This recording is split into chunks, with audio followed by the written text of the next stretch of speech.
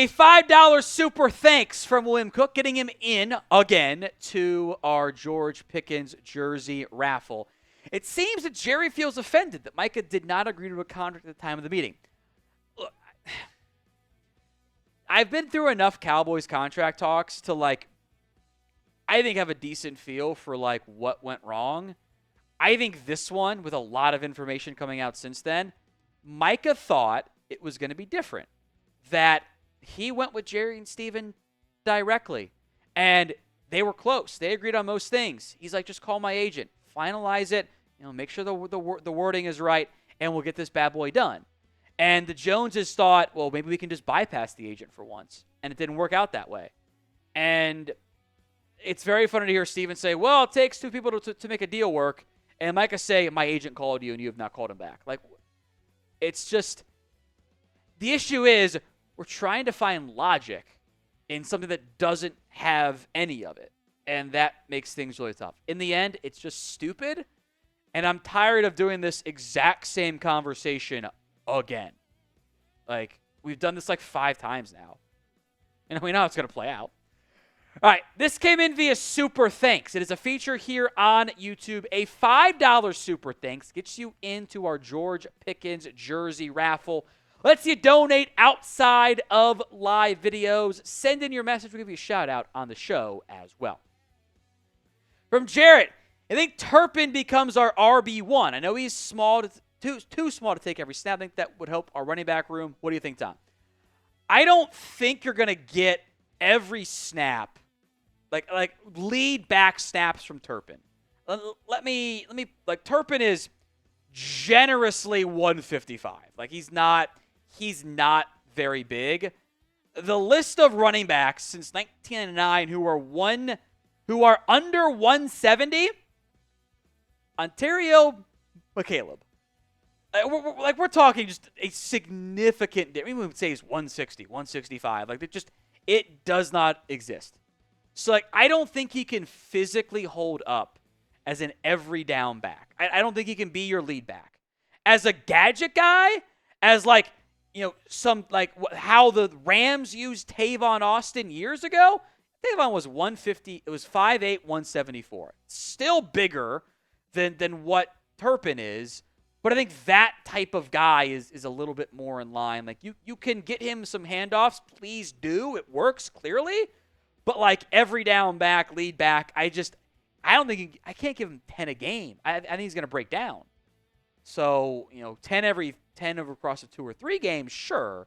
But I think you have to treat him as more of a package gadget guy than an every down back. But use that package, please. $10 from Massive Matt. Not sure if you saw the quote, but Dak had said give the money if he makes a bowl. I love Dak, man, but stand by him as our guy. But what the F? He could have by not requesting the contract. So multiple things are true here, including all of what Massive Matt said, to be clear. I don't feel bad for Dak. He's making enough money to we don't need to feel bad for him. In terms of overall life, he's got a good life and he knows that. On one hand, I think Dak is going to make a damn good coach because that's just coach bullshit. That's all that is. I'd trade it all for a championship, which I'm sure he would if it guaranteed him a championship. I think the issue is it doesn't guarantee him a championship because Dak saw himself making pennies relative to the rest of the NFL, and the Cowboys didn't spend. So, if you had, I think if you had promised Dak, hey, you take half the money we are offering you, we'll spend it and we'll win a Super Bowl, he would have done it. I don't think that was ever a realistic offer, goal, whatever. That's not how the Cowboys operate. And at a certain point, okay, you took the money, my issue is not, the Cowboys have no money. It's that they have money and aren't spending it. All of these things are true. I think, stand by him, that quote's kind of weird, is accurate. If that rambling makes sense, I hope it does. That's where I stand. From Just Matt, what's your biggest fear with the Cowboys this year? Trigger warning to start? Is that fair? Two things. Two things. Number one, Dak gets hurt again. That's bad. Because if Dak gets hurt again, we have to have the conversation of like, hey, is he going to ever stay healthy again? Is this just Romo all over again where like we kind of saw the best version of Tony and then he got hurt and his body failed him? It's the exact same thing we're doing right now with that. Like that's a concern, like big picture concern. Like, you know what? Quarterback can't stay healthy. But then the contract is a huge issue. Like that becomes a problem. Other big fear, and I told RJ Ochoa this on his show. What if Schottenheimer's not good? Like with hindsight, if we get to a year, 2 years from now, it's like, yeah, it turns out the guy nobody else wanted the past decade isn't a good head coach. None of us would actually be surprised. We would have said, yeah, we saw it coming. That concerns me. Like, I think Schottenheimer is a good leader of men, but that's not all it takes to be a good NFL head coach.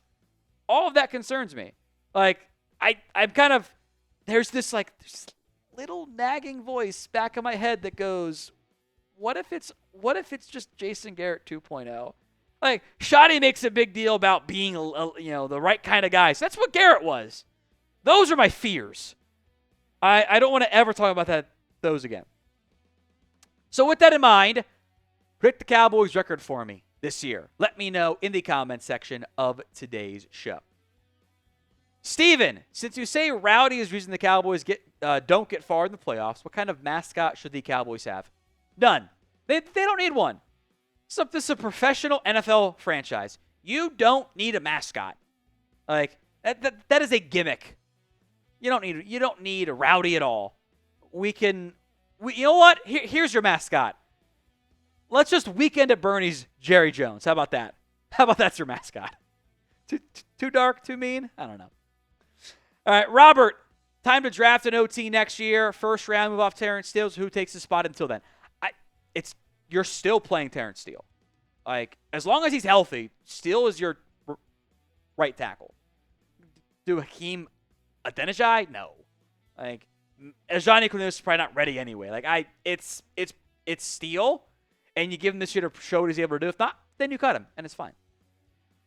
Tony, do you consider trading Micah? No, I don't. I don't think you benefit from doing that. Like, what is your goal? If your goal is to win games now or next year or 2 years from now or 3 years from now, you're better off with Micah Parsons. If you want to rebuild and blow it up and go find a new QB, okay. You might benefit from trading Micah. You do that in the off season, not in July or August, because then you're not maximizing your return. You've got this year and 2 franchise tags if you need to. You better not need to on Micah. There's no need to trade him. I don't view it as a remotely real possibility. The nonsense of the contract makes that door stay open, but so be it. So what will Dallas do in the long run with Micah Parsons? T for trade, P for pay. From Dak, CD, Micah, DC for F for forever. If you're the GM of the Cowboys, who trade Trevon Diggs, I kind of feel like Jerry and Steven would love to. They're clearly mad at Diggs, fair or not. But no one's trading for the $8, $9, whatever it is, $1 million that Trevon Diggs is owed this year when he's not healthy, and who knows when he'll be healthy, September, October, November. There's no trade value, but it does feel like, next, when we do our cut candidates in January, number 1, Trevon Diggs. You guys can get the Cowboys jerseys from Nike and Fanatics, 20% off. Not every single one, but like the expensive ones aren't, but like you can get them for like $80 at chatsports.com/DAL jersey. Links in the comments section and the description of today's show. That's chatsports.com/DAL jersey. William Cook, $50 super chat. We did the beer bongs for it during the live show. Given what the Cowboys look like they are doing with the interior defense, they'll need to score about 30 per game. First off, I've heard this before. That's not that. What year is it? They could have done that like every year the past 10 years, it feels like. We'll do a full video on it. I have concerns about the interior of the defensive line. From Frank, is there a player you'd trade to get another one back, like a player-for-player swap, you get a DT or corner or something? I would look at the offensive line. You've got 14 players who were draft picks or have played real, actual NFL snaps. Not all 14 will have real trade value, but at least one probably will. It's not going to be a starter or is like your 9th offensive lineman.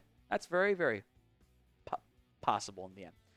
All right, put your trade ideas in the comments. Let me know in today's show. Feel free to have some fun. Pick up some trade ideas in the comments of today's show.